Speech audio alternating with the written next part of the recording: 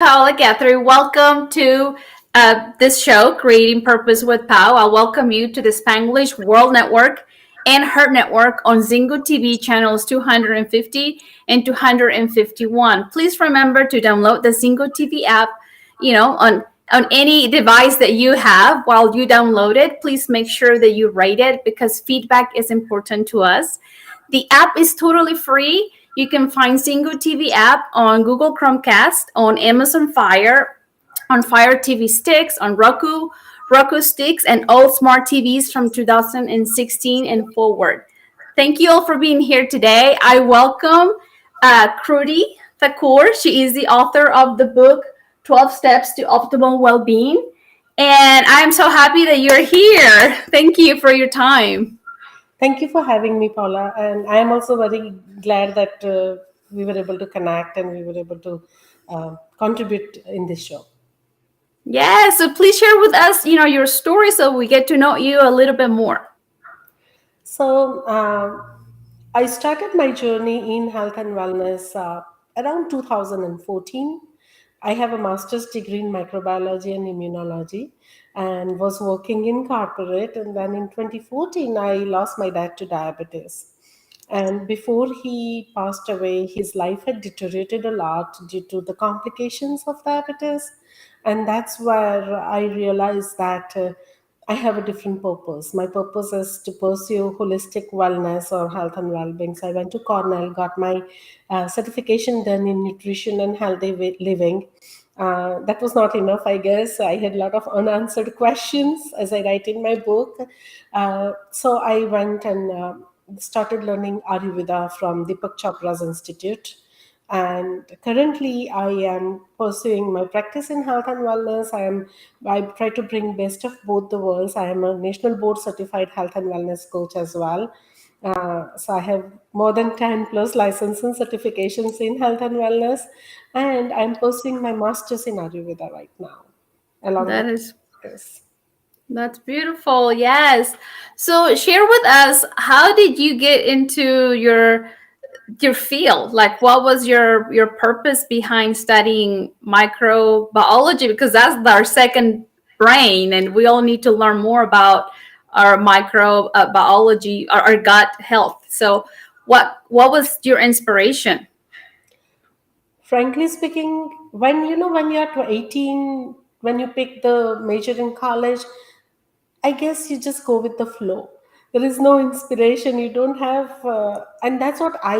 There are a lot of wise people these days, wise kids who start their high school with a purpose in life. But I didn't have any purpose. At that time, microbiology was as a subject. It was on rise. There were a lot of people pursuing it. There were a lot of opportunities in that field. So I just went with the flow and I pursued that field. Awesome. At what time in your life did you find self-worth? At what time, when was the time that you said enough is enough, of feeling like that you were not enough? You mentioned on your book, that's it's part of your story, that you didn't hide yourself in books, but that's kind of, those were your friends. Books were your friends. So at what time in life, or what was it that helped you to find your self-worth? Because I think there's a lot of people out there that are experiencing the same situation, and I would like for them to maybe find a way to get out and find their self-worth. That was after I turned 45. Wow, It thanks was for long. sharing. It was a long journey. Correct. So it's somewhere around 10 years back. I'm about to turn 55 in next couple of months. But 10 years back, I would say. Till then, I was always trying to change the way I look, trying different fat diets, uh, without realizing that everyone has a body type and everyone cannot look like a supermodel, and you have to accept and love the way you look. Not only that, you have to accept and love the way uh, you have to accept and love the way you contribute to the society. I cannot become you. I cannot run a show like you. And I have to accept it. No matter how much I like your role, I can admire it, but I should not feel anything less because I am not able to do that. And that is the way we create a healthy boundary around us. So, the first and foremost is instead of just running after fad diets or instead of chasing materialistic wealth just because we want people to love us, we have to love ourselves first. And most of the time I have observed that people in this world, they would buy things which they cannot afford with the money which they don't have to impress people who don't even care, or they would go on fad diets just to look beautiful from outside while ruining their internal health just to please their near and dear ones because that person or their family member feels that they are not the way they should be looking. That's beautiful. Yes, thank you for sharing. Because like you said, you were 45, and there is no telling how many people are up there in their 45s that still feel like they're not enough. But if they learn to seek how beautiful they are, because a higher power created them, I'm right there with you. I wasn't very proud of my color of skin, but that was something that happened when I was a younger, like a little girl. And sometimes we adopt beliefs that we think life has to be one way. Oh, we have to look one way. Ladies out there are there is an area in our brain, is our limbic system, which is larger than a man, and that's our emotional side of the brain. It We feel more with more intensity. I mean, male, if you're there watching us, you're smart as well. Female and male brains are equally smart. We just use our brain differently. But girls tend to see their bodies and not be happy with it, and begin to develop that, well, I don't like my skin, or I don't like my legs. And we just have to love it all, the way our fingers are, the color that we are, and we were created, the way we are, for a purpose, and try to find the gratitude, don't you think? Agreed, I totally agree with you. And the only way we can love others unconditionally is when we love ourselves unconditionally. So Yes. that is one more reason to just love yourself, accept yourself the way you are. And second thing is, when you tell I don't like this of how I look, or I don't like my hair, you are telling, I believe, I'm a firm believer in law of attraction. So you are sending out vibes to the universe that I'm not enough, and universe in return will tell amen. And I don't want that either for myself. So that is one more reason to just love yourself unconditionally. I love that. Yes, yes. Practice self-love, and then we'll be able to love others with even more intensity. Yeah, because So, we will accept their imperfections. When we accept our imperfections, we'll accept imperfections of other people. yes, I love how you said, yes, you are right. Yes, or less critic. Hmm. It's about being less critic and more curious. Agreed. Yes. And your book, you said that you say mindfulness is a way to break free from this robotic lifestyle, and I loved it because I've never seen it written this way. So it's beautiful how being mindful it's breaking from a routine that we have of our lifestyle. So, how could you advise us to be more mindfulness? So I'll give you an example. I'm watching for somebody is watching a TV, right? A TV show, and Mhm. ad pops up of ice cream, Ben and Jerry ice creams. And if you are living a robotic lifestyle, you'll forget your health condition. Even that person is, let's say, person is diabetic. They'll forget that they have diabetes. They'll forget they should not be eating ice cream that late at night, right? And because just that ad popped up, they might get drawn to picking up a bowl scooping out ice cream and Mhm. enjoying it. And nothing wrong with enjoying ice cream. The problem is that you are not mindful, that an ad urged you. It was not like you wanted it. If the ad would not have came, you would not have eaten ice cream. Just simple example, but there are so many examples where you can include mindfulness in your life and change the way you act, which can change your future. So instead of just grabbing the ice cream, the person should have just taken few deep breaths and it would go away, that urge would go away, and next day morning, fasting blood sugar would not that be high, right? So I just gave one example, but it can be implemented in several different ways in life. Even when we are talking with somebody, all of a sudden something they do we don't like, and if we are mindful, we won't get angry. It won't ruin our social relationship. We might take just few deep breaths and we can let that anger pass away and handle that situation with tact. Beautiful. Yes, yes, I agree because I've been trapped in the go go go go routine, and sometimes we forget to be mindful and truly pay attention to what we're doing or what our loved ones are doing at the time. Beautiful. Now, one of your 12 steps, you talk about the benefit of deep, restful sleep. And from my background of studying brain health, I know that it's so important for all of us to get at least from 7 to 8 hours of sleep because our brain rests, it washes itself at nighttime when we sleep, and we function better the next day. So, could you add more to like your from your perspective? So 8 hours of sleep at a particular time is very important. So somebody who is going to bed at 2 a.m. and getting 8 hours of sleep and waking up in the morning late will not get up as rested as somebody who is going to bed at 10 p.m. and getting 8 hours of sleep and getting up early in the morning. And the reason is circadian rhythms. And anyone who is listening to this, they can Google circadian rhythms or they can get the book 12 Steps to Optimal Wellbeing and learn more about it. But during 10 p.m. to 2 a.m. is the time where our body repairs and restores itself. So it flushes out only if we are sleeping. Because if we are doing a lot of other things, body gets busy, mind gets busy in those things, and it doesn't get time to repair and restore.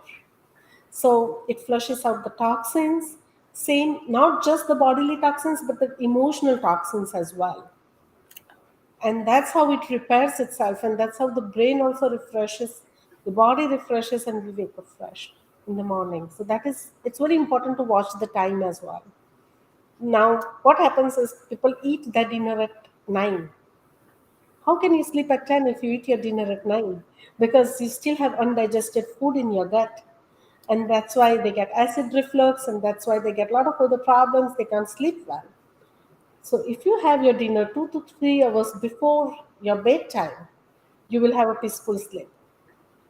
People that I have seen a lot of people go to gym after work.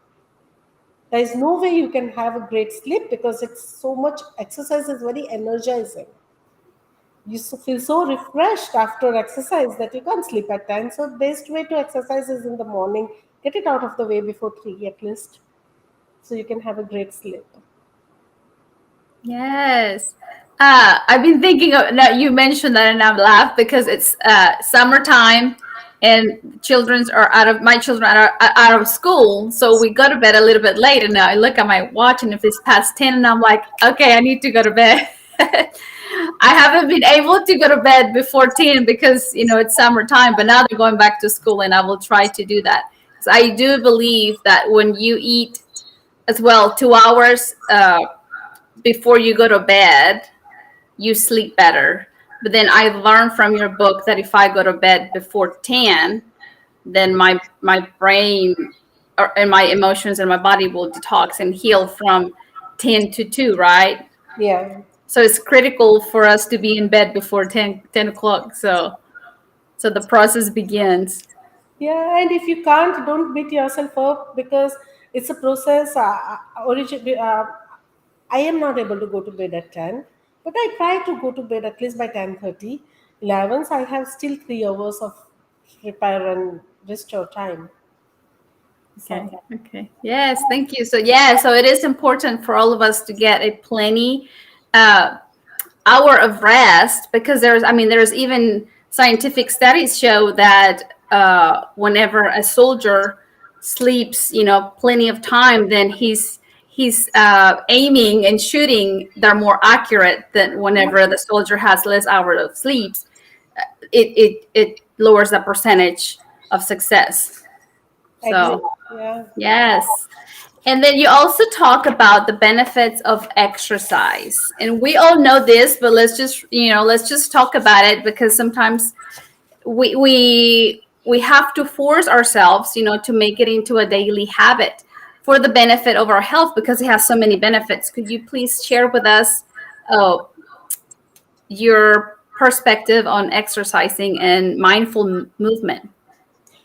So I think that exercise we have made it like a chore, and that's why we get so bored. And when we get bored, we give up. You are not supposed to exercise till your energy is completely drained out.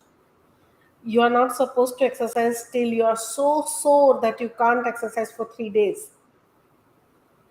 Exercise is something which should refresh and rejuvenate your body. Most of the people they have started exercising for a wrong purpose or wrong goal, like losing weight, building muscle. That is important, but that are the side effects of exercise. When you exercise, you will lose weight, you will gain muscles if you do it in the right way, but you should not be exercising for 3 4 hours a day that you are so tired that you can't do it next day.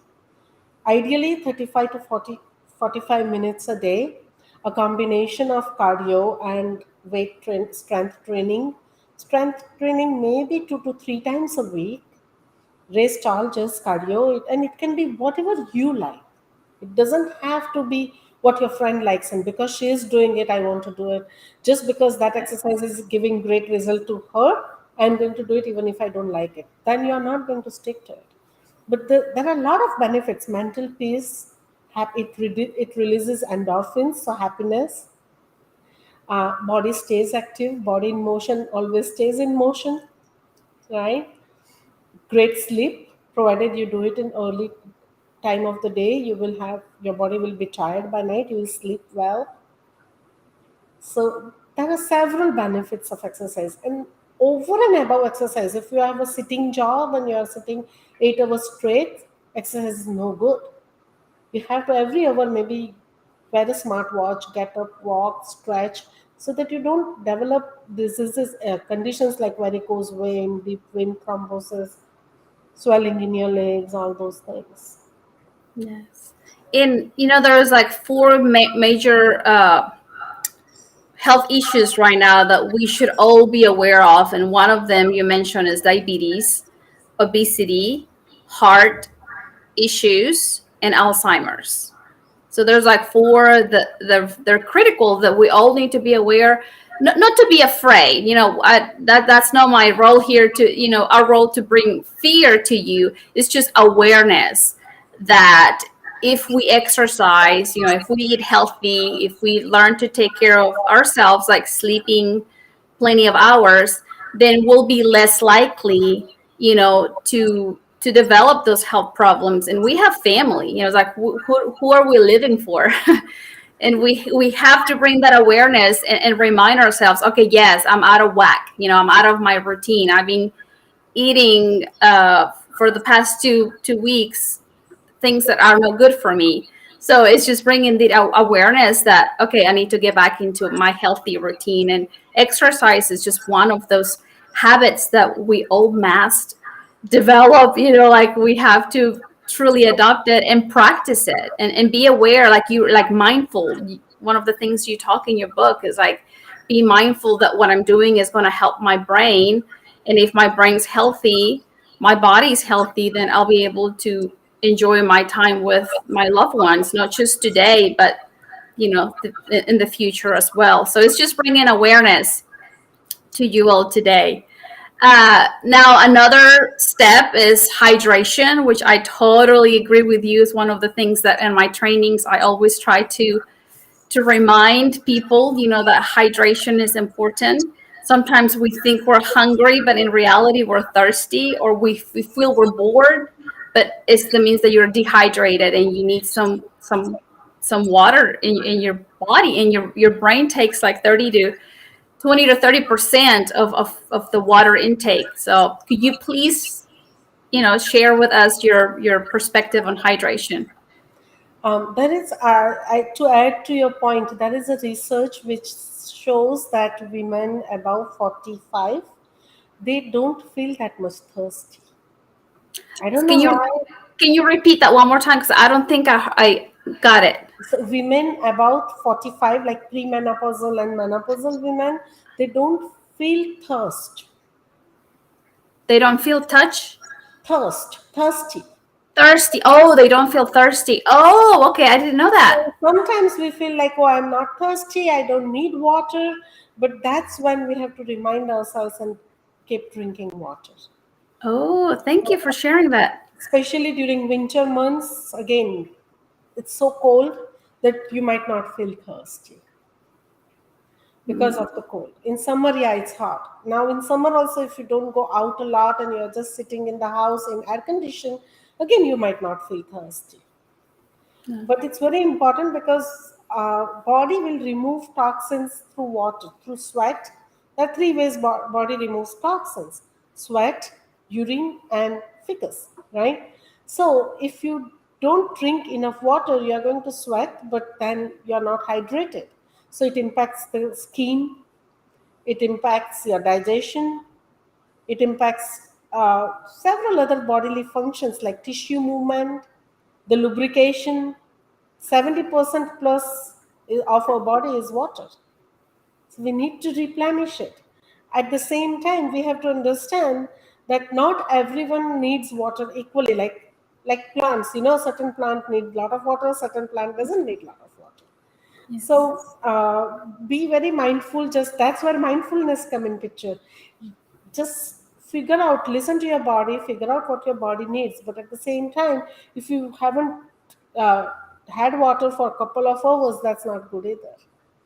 Second, a study says that just gulping water, like a glass full of water, does not do much good because it just passes out the system. So take slow sleeps. Sit down, take slow sips. Let your body, let your organs absorb water. Okay. I'm glad you shared that. That I didn't know. So those are some important things. Now in winter, try to have sip on warm liquids instead of just water, like so that it can ignite your digestion.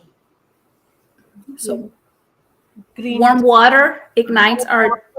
Warm water will ignite your digestion, Oh, okay. especially in winter, cold months. Okay. In summer, yeah, it's so hot you don't feel like having anything warm. But I personally prefer warm liquids in winter, like I would sip on ginger and honey and lemon tea, green tea, warm water with a pinch of lemon and just, salt and pepper. That also Mhm. will taste good. Warm water with lemon and honey, whatever works for you. Your taste buds also should like it, right?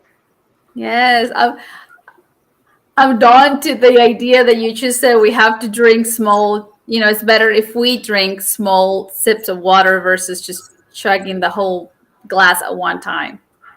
Yeah. And Yeah. especially in winter it's really great because we don't go out much. We are not that active the way we are in summer, Mhm.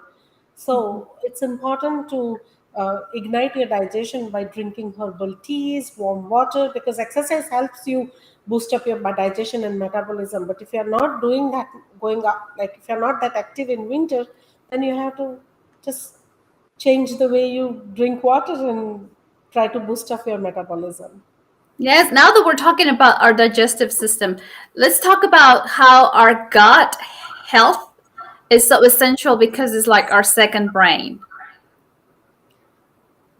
You've I am sure people who are listening to this will be surprised, but human cells versus bacterial cells in our body is of a ratio of 1 is to maybe 10 or 1 is to 100.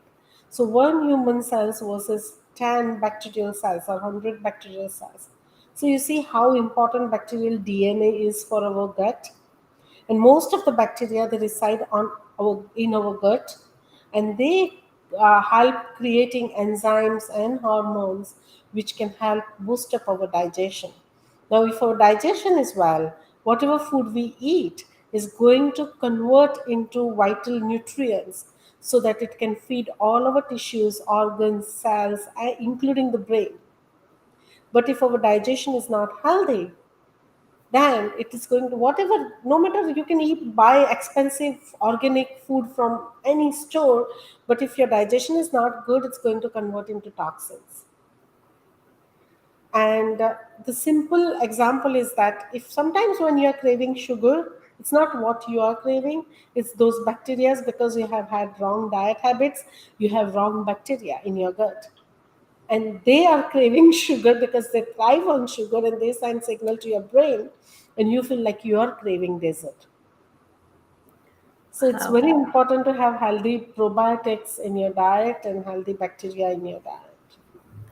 I have two thoughts from there. The first one is, whenever we eat fruits and vegetables, that's where our neurotransmitters, our hormones are created mainly, like 90% of our serotonin, our dopamine, are created in there. And that's like our proud hormone or happy hormones.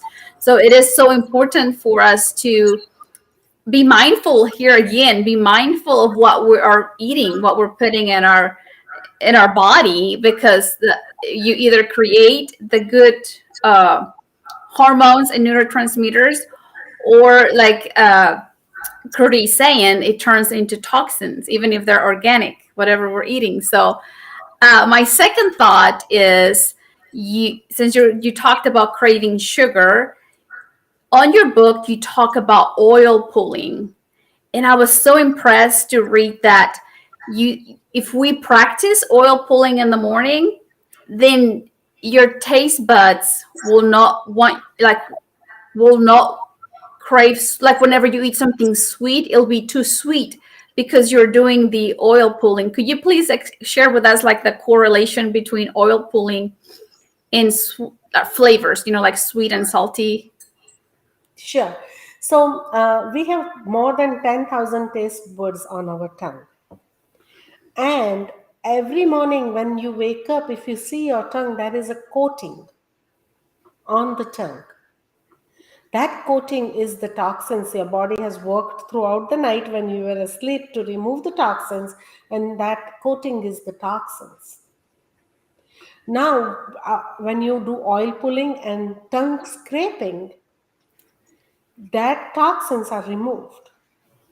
And when those toxins are removed, your taste buds are no longer covered with toxins. So the food will taste better.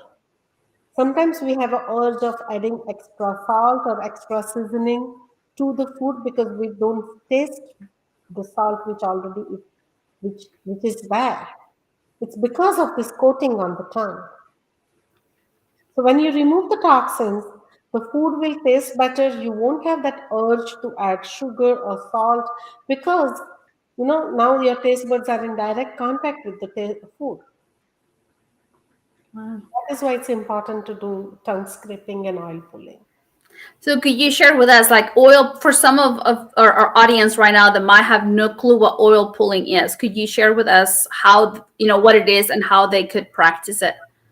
So you can buy a organic oil. It's available on Amazon. It's available in any store. Sesame oil is supposed to be very good. Sesame, I haven't tried sesame oil. I've tried coconut oil. Yes, coconut oil is good to use. Sesame, I use sesame oil somehow, Okay. and it's supposed to be good for your gums too. Okay. So, and then you would squish it. Take a spoon, teaspoon or a table. Start with teaspoon first. Then, if Okay. you want, you can increase because you don't want to feel gaggy, Mm-hmm. And then you would squish it in your mouth for like 10 minutes. Then you can There are people who do it for 20 minutes. Oh, wow. I am So, not able to do it for 20 minutes. Max, I have been able to go for like 12 to 15 minutes, but that's okay. good enough. That's really good enough. So you can squish it in your mouth till the oil becomes very liquidy and watery. And then you throw it out. Just make sure don't throw it in the drain because that's oil. It's going to clog your drain. So you can throw it in a garbage bag or something. And Okay. then you would brush and then you would do tongue scraping. How do you do the? Is it with the back of our toothbrush? We can do that. There Okay. is tongue scraper. It's like U-shaped tongue scraper, like shaped like this. Oh, you buy one. It's available again on Amazon. Okay. In India, we used to buy it from the grocery store. But here, I think it's available on Amazon Okay. or a pharmacy. You Okay. can search tongue scraper in Google and you'll find a lot of options. Ideal is silver or copper. Can you use a spoon? Because I remember taking a class, and I now that you were talking about this, I think they use a spoon, but I don't know. Can we use a spoon just until we get Yeah, yeah, you can. And the then you odor? will hold the two ends of the tongue scraper and then just scrape your tongue. Do it very gently because you don't want to hurt yourself. Okay, gently. And twice a day. You don't have to do it after every meal. You do it in the morning, after oil pulling, brushing your teeth, and then tongue scraping. And at night before bed, brush your no oil pulling, just brush your teeth and do the tongue scraping. Oh, okay. Now, I just had a question. It'll come back. It will come back. Uh, oh, for those people like me, I've learned that first thing in the morning, you get up and you get a glass of water with lemon to alkaline your body. Uh, can I still do that after, or should I do it before? After. After I do the oil pulling. Yeah, because you want to clean the toxins off your tongue first. Otherwise, when you drink water, those toxins are going to go back in your body. You don't Oh, want that. okay. Okay, I learned something new today. Thank you for sharing. Thank you. And let's just be mindful. It's all about being mindful Exactly. for our health. And you also talk about the benefit of healthy emotions. Could you please talk about our healthy emotions and how they can harm us or benefit us? So there are two type of emotions. You know that you have been in that field, right? So those are dark emotions like anger, sadness, jealousy, uh, and they repeatedly, if you somebody has that emotions again and again, very often they can lead to anxiety or depression. But it all starts with just little bit of worry or little bit of sadness. It doesn't, nobody wakes up with depression one day. It's just a gradual progress. On other hand, there are good emotions like um, happiness, feeling of gratitude, and those emotions are very important because first and foremost, if I am always sad or I am always angry, it's going to harm my social well-being too, because people don't like to hang around forever with whiners, right? But if I am happy, if I am always praising other people, and that comes when I am happy internally, I can't praise you if I am jealous or I am sad. So that one, it improves the social well-being, because I write in my book as well, you cannot attract bees with vinegar, right? So Yes. you have to develop that, to develop those kind of social connections and relationships. First of all, you have to be happy. You cannot be jealous, judgmental, sad, angry all the time if you expect people to love you.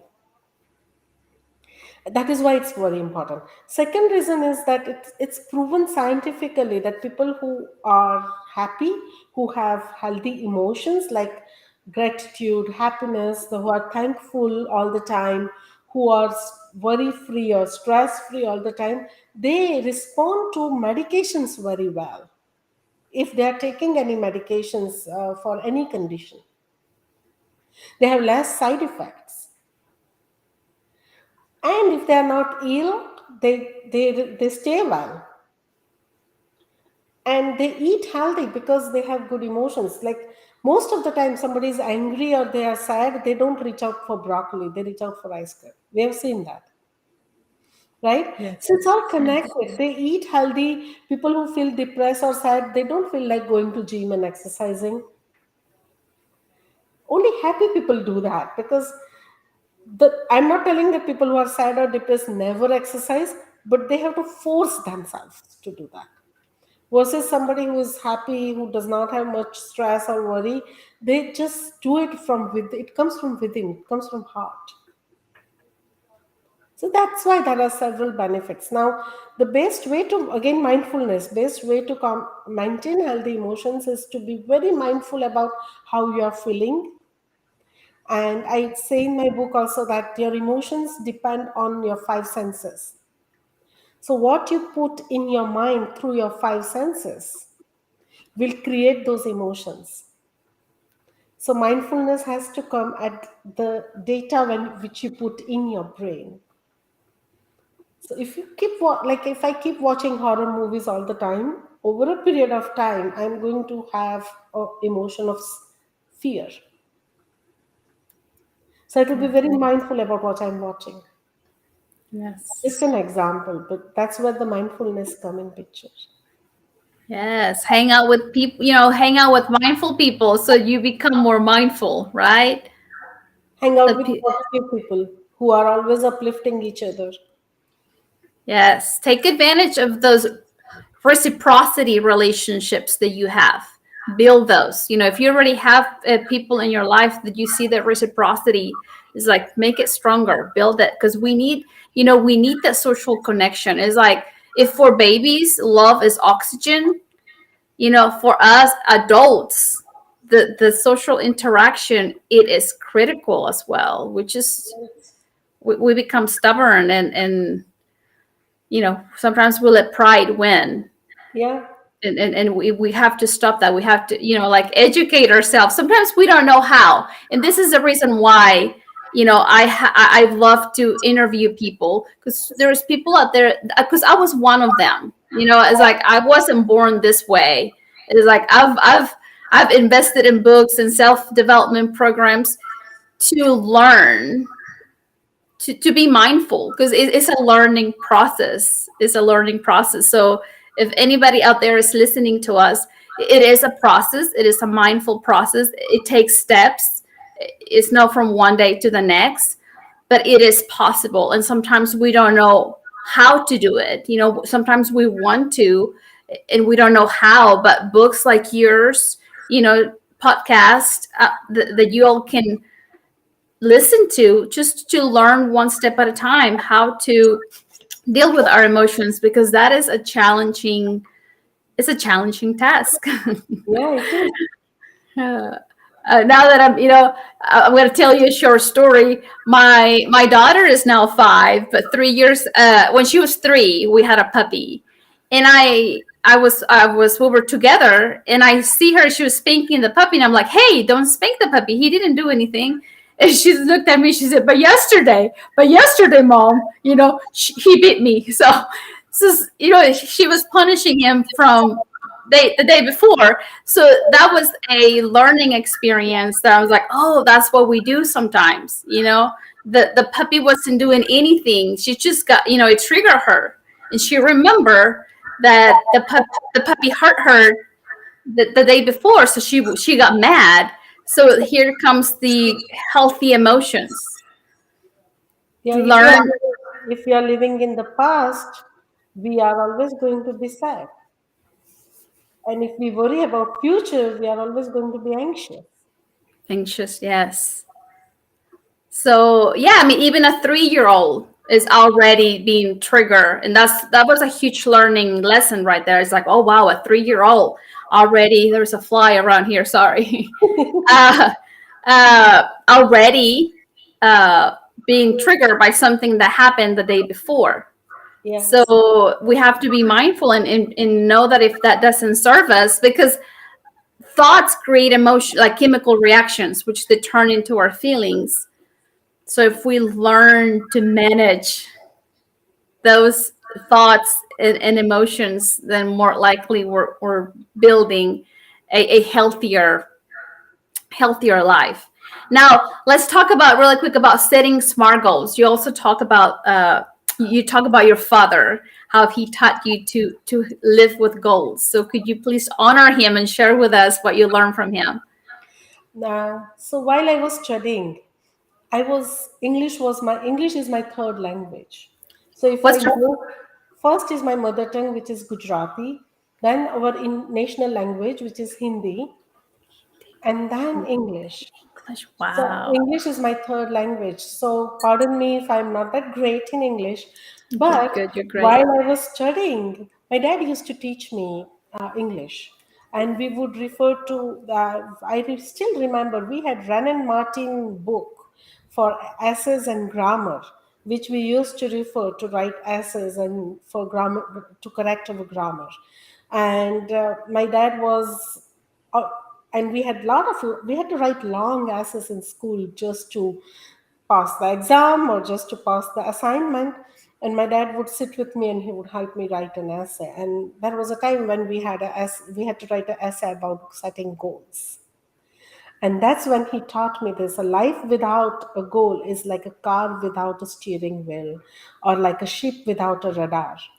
And throughout my life, I kept that in mind while setting goals. But then when we came to US, my in 2008, my husband had met with an accident, and it took him almost a year to recover from that accident. So after he recovered, we decided that we want to diversify, we want to create multiple income streams just in case if something like this happens.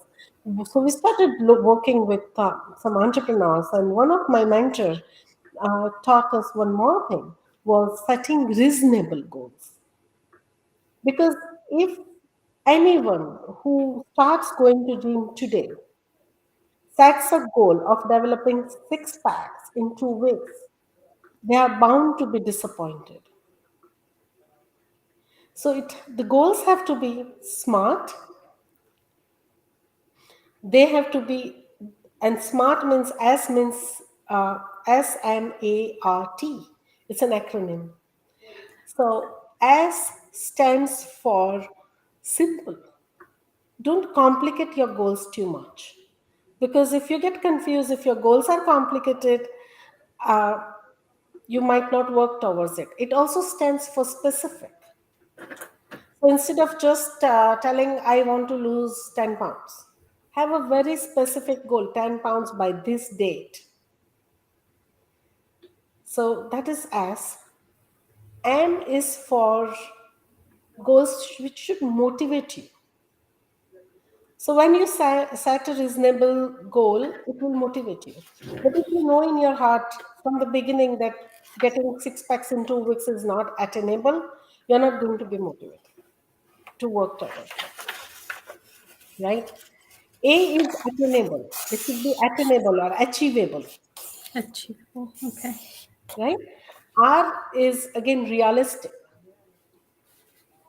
And that goal, which like getting six packs in 2 weeks, when you today is my first day in the gym ever, is not realistic goal. And T means time bound. It has to be an end date.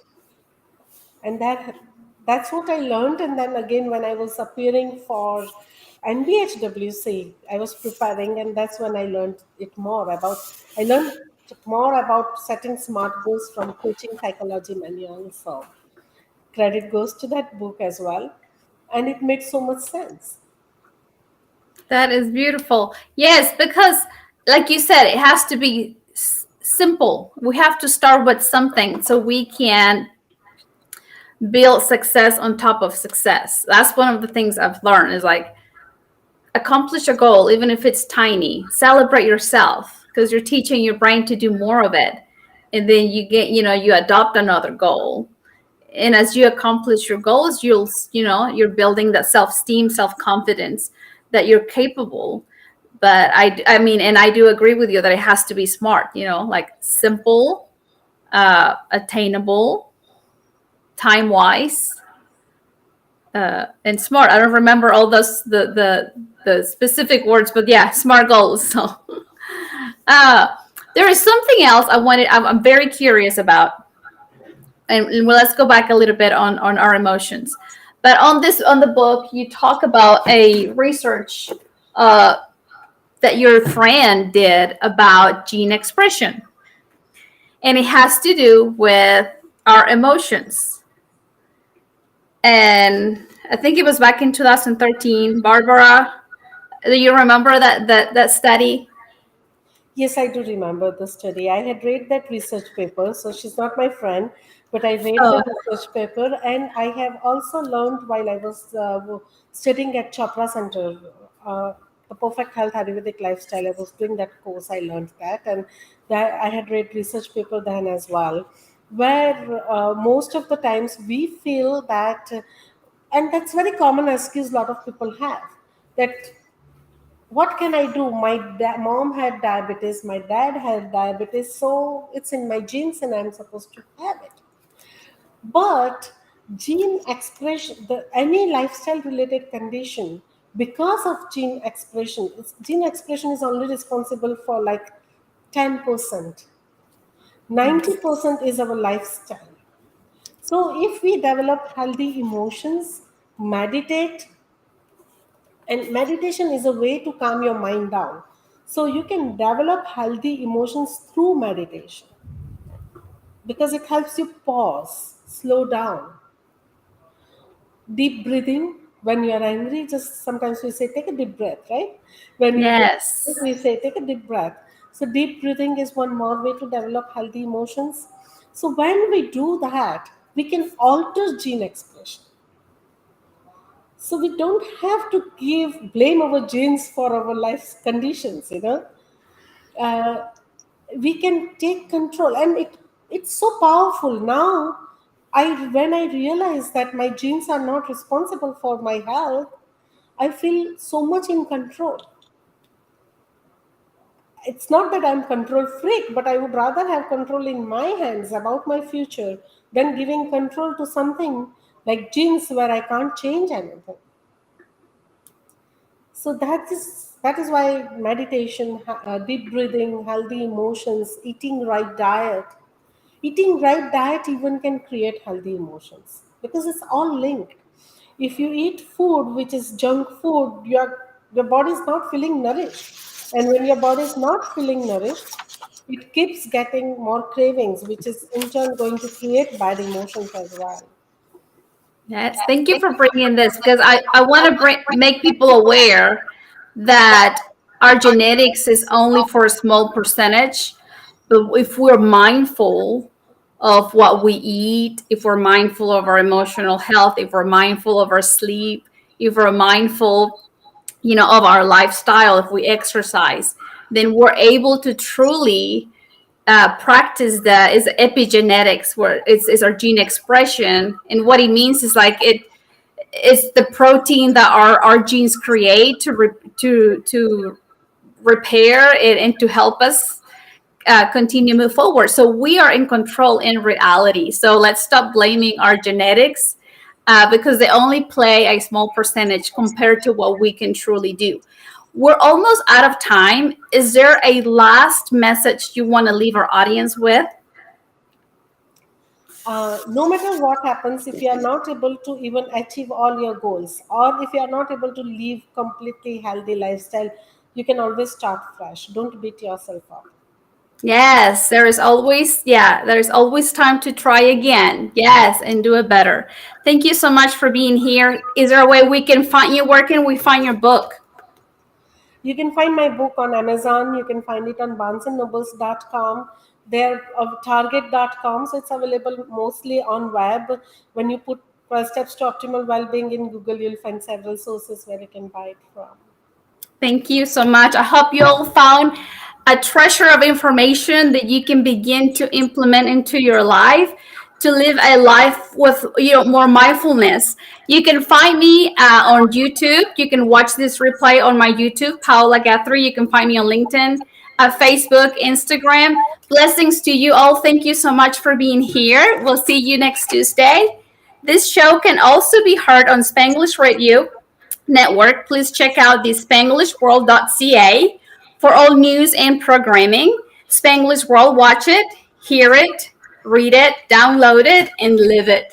Thank you Thank so you for much. having me. You're welcome.